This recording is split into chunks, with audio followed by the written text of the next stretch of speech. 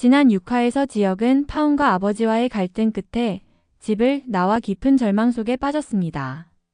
성재는 은호에게 조금씩 다가섰고 상철은 아들을 위해 다시 일자리를 찾으려 다짐했습니다. 그러던 중 지혁은 끝내 저수지 난간 앞에 서게 되며 삶과 죽음의 갈림길에 놓였습니다. 그렇다면 오늘은 지혁과 은호, 성재 그리고 이씨 집안의 이야기가 어떻게 흘러갈까요? 지금부터 화려한 날들 7화 이야기를 시작해 보겠습니다. 지혁은 파혼 이후 모든 것을 잃은 사람처럼 무너져 있었습니다. 사랑도 신뢰도 가족의 품마저도 그의 곁에 남아있지 않았습니다.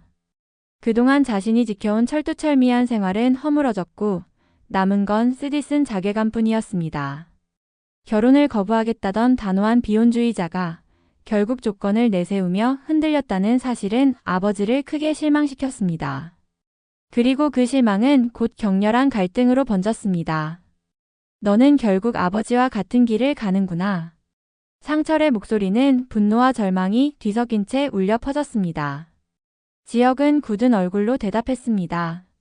저는 아버지처럼 살고 싶지 않았습니다. 평생 회사와 가족에 매여 결국 남는 게 뭐였습니까? 그 말은 칼날이 되어 아버지의 가슴을 베어냈습니다. 그날 밤 결국 지혁은 집을 나왔습니다. 그가 향한 곳은 허름한 여인숙이었습니다. 낡은 벽지 사이로 스며든 곰팡이, 좁은 공간에 던져진 가방, 바닥에 나뒹구는 술병. 탁자 위에는 구겨진 계약서와 흩어진 영수증이 아무렇게나 놓여 있었습니다. 지혁은 하루하루 술로 버텼습니다. 그러나 버팀은 곧 무너짐이었고 무너짐은 더 깊은 절망으로 이어졌습니다. 그의 휴대폰이 울렸습니다. 화면에 뜬 이름은 정보아. 그녀의 메시지는 짧았지만 치명적이었습니다. 보상을 받아야지. 당신은 손해만 본 거야. 그 문장은 그의 모든 시간을 부정했습니다. 지혁은 허탈하게 웃었습니다. 보상이라 그래, 나는 실패자지. 술기운에 핸드폰을 쥔 그의 손가락이 멈췄습니다. 연락처 화면에 떠오른 이름 하나은호. 지혁은 떨리는 손가락으로 전화를 걸려 했지만 화면 속 은호의 이름만 오래 바라보다가 손을 떼었습니다. 내가 무슨 낯으로. 목구멍이 막혀 목소리가 제대로 나오지 않았습니다. 그는 결국 전화를 누르지 못한 채 화면을 꺼버렸습니다. 그러나 꺼진 화면 속에도 은호의 이름이 잔상처럼 남아 눈앞을 떠나지 않았습니다. 한편 집에서는 이상철이 깊은 고민에 잠겨 있었습니다. 33년을 성실하게 한 회사에서 버텨왔지만 정년 퇴임 이후 세상은 그를 쉽게 잊었습니다. 믿었던 재취업 자리마저 무산되자 그는 하루 종일 낡은 작업복을 만지작거렸습니다. 문득 젊은 시절이 떠올랐습니다. 비 오는 날이면 낡은 자전거를 타고 새벽길을 달려 공장에 출근하던 기억. 그땐 돈이 없어도 희망은 있었지. 그의 눈가에 씁쓸한 미소가 번졌습니다. 아내 다정이 다가와 말했습니다. 여보, 이제 그만해요. 아이들 다 컸잖아요. 우리 둘만의 시간을 가져도 되잖아요. 상철은 잠시 눈을 감았다 뜨며 고개를 저었습니다. 아니야. 내가 무너지면 애들이 설 자리가 없어. 공사판에라도 다시 나가야지. 애들 결혼할 때까진 내가 버텨야 한다. 그의 목소리는 떨렸지만 눈빛만큼은 단단했습니다. 다정은 눈시울이 붉어져 대꾸하지 못했습니다. 그때 안방에서 조옥이 작은 목소리로 중얼거렸습니다. 내가 이 집의 집만 되는구나. 상철은 급히 다가가 고개를 저었습니다. 아닙니다, 어머니. 어머니가 계셔주셔서 우리가 버틴 겁니다. 짧은 대화였지만 집안 공기에는 서로를 위로하려는 애틋함과 무거움이 함께 배어 있었습니다. 밤이 깊자 가족은 각자의 방으로 들어갔습니다. 상철은 홀로 마당에 서서 하늘을 올려다보았습니다. 손에 남은 굳은 살을 매만지며 낮게 중얼거렸습니다.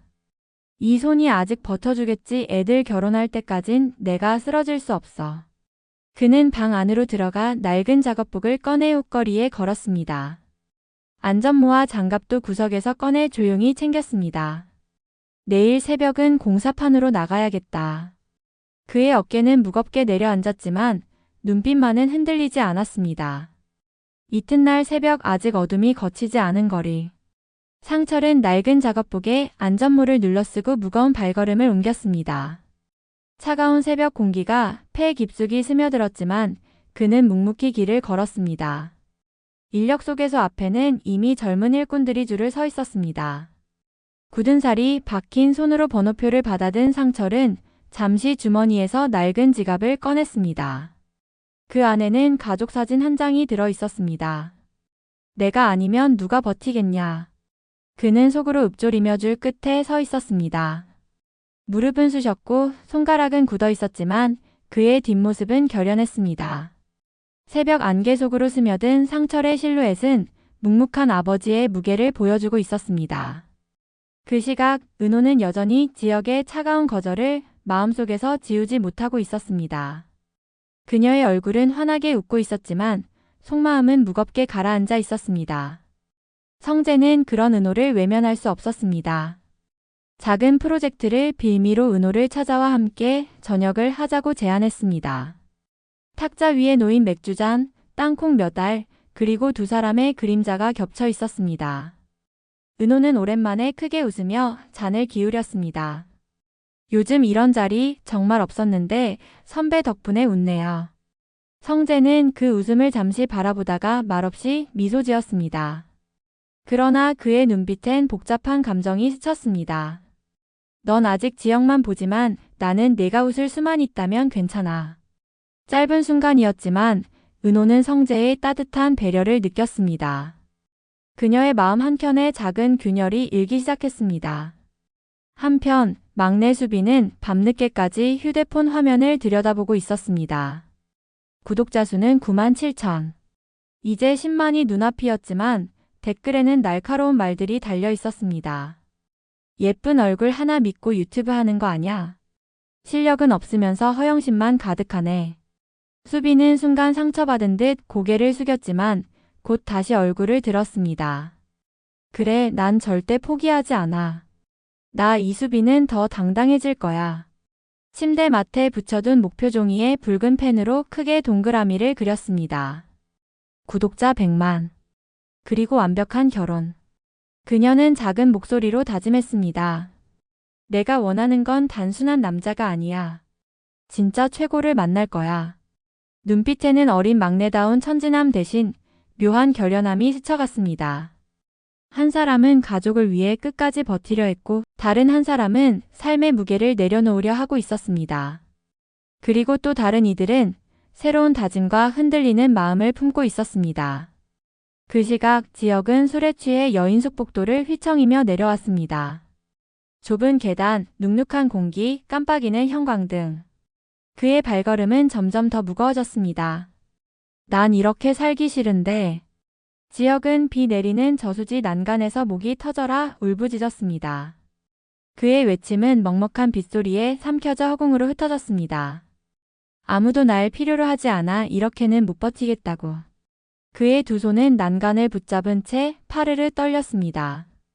어디로 가야 할지 모른 채 그의 발걸음은 결국 저수지를 향했습니다. 비는 쏟아지고 있었습니다. 세찬 빗줄기 속에서 그는 난간 위에 올랐습니다. 검은 물결은 그의 발 아래서 출렁이며 그를 끌어당겼습니다. 난간 위에 선 지역의 시선은 흔들렸습니다. 검은 물결 속으로 빠져들려는 순간 주마등처럼 수많은 얼굴이 스쳐갔습니다. 아버지의 굳은 얼굴, 어머니의 눈물, 동생들의 웃음. 그리고 마지막에 남은 것은 은호였습니다.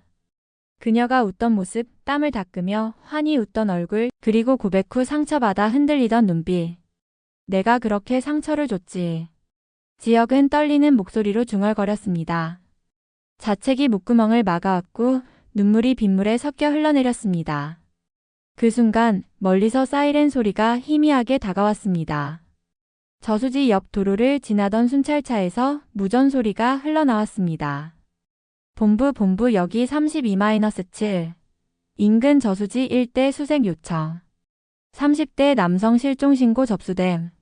지역은 그 말을 듣는 순간 마치 자기 이야기처럼 가슴을 치는 충격을 받았습니다. 그는 허탈하게 웃음을 터뜨렸습니다. 그래, 나도 그렇게 끝나는 건가? 웃음은 곧 울음으로 번졌고 그의 어깨가 크게 들썩였습니다.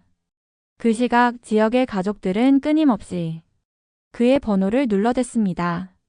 아버지 상철도 어머니 다정도 동생들까지 번갈아 전화를 걸었지만 돌아온 건 냉정한 기계음 뿐이었습니다. 전원이 꺼져 있습니다. 거실에는 무거운 침묵만 흘렀습니다. 상철은 손에 쥔 휴대폰을 내려놓지 못했고 다정은 눈시울이 붉어진 채 작은 목소리로 중얼거렸습니다. 대체 어디 있는 거니, 지혁아? 그 순간 저수지 난간에 선 지혁의 머릿속에는 예전에 은호가 건넸던 한마디가 파도처럼 밀려왔습니다. 선배는 꼭 웃었으면 좋겠어요. 바람소리와 빗소리 속에서 되살아난 은호의 목소리는 실제 소리도 환청도 아니었습니다. 그저 기억 속에 남아있던 따스한 말이 지금 이 순간 마치 현실처럼 울려 퍼진 것이었습니다.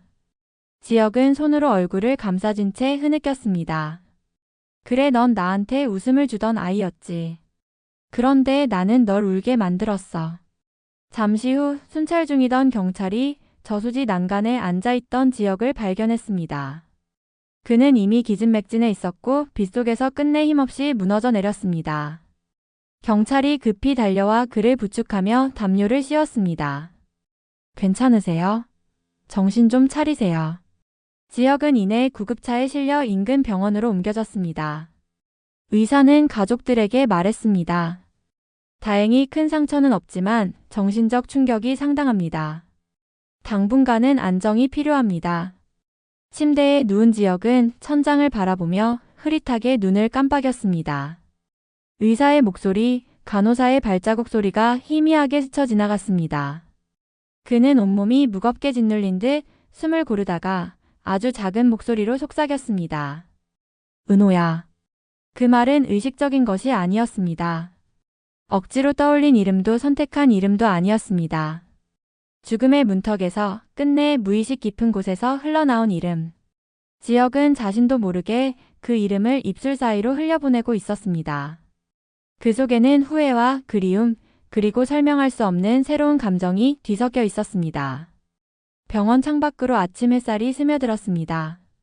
지혁은 눈을 감은 채 숨을 고르고 있었고 병실 문 앞에는 은호와 성재가 서 있었습니다.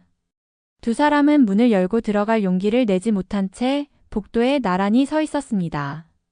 은호는 손끝을 꼭 쥐고 떨리는 눈빛으로 안을 바라보았습니다. 그녀의 마음에는 걱정과 두려움, 그리고 설명할 수 없는 설렘이 뒤섞여 있었습니다. 성재는 그런 은호의 표정을 잠시 바라보다가 시선을 병실 안으로 옮겼습니다. 침대 위에 누운 지혁을 바라보는 순간 그의 눈빛이 미묘하게 흔들렸습니다. 겉으로는 차분히 숨을 고르고 있었지만 속마음은 끓어오르는 질투와 분노가 요동쳤습니다. 왜 항상 너만 은호의 마음을 흔드는 거지? 성재는 은호를 향해 낮게 중얼거렸습니다. 내 눈빛만 봐도 알겠다. 넌 아직 그 사람을 향해 있구나. 그의 목소리는 담담했지만 주먹은 꽉 쥐어져 있었다. 은호는 그 속내를 읽지 못했지만 성재의 눈빛에는 이미 질투의 불씨가 번지고 있었습니다. 그 불씨는 곧 지혁과 성재 사이 피할 수 없는 갈등으로 이어질 조짐을 남겼습니다. 삶과 죽음의 경계 끝에서 그는 비로소 붙잡고 싶은 이름을 떠올렸습니다. 그 이름은 바로 은호였습니다. 그러나 그 앞길엔 또 다른 사랑과 갈등이 기다리고 있었습니다. 본 줄거리는 예상 구성으로 실제 방송 내용과 다를 수 있습니다. 드라마가 이어질 수 있도록 여러분의 응원이 큰 힘이 됩니다. 구독, 좋아요, 알림 꼭 부탁드립니다.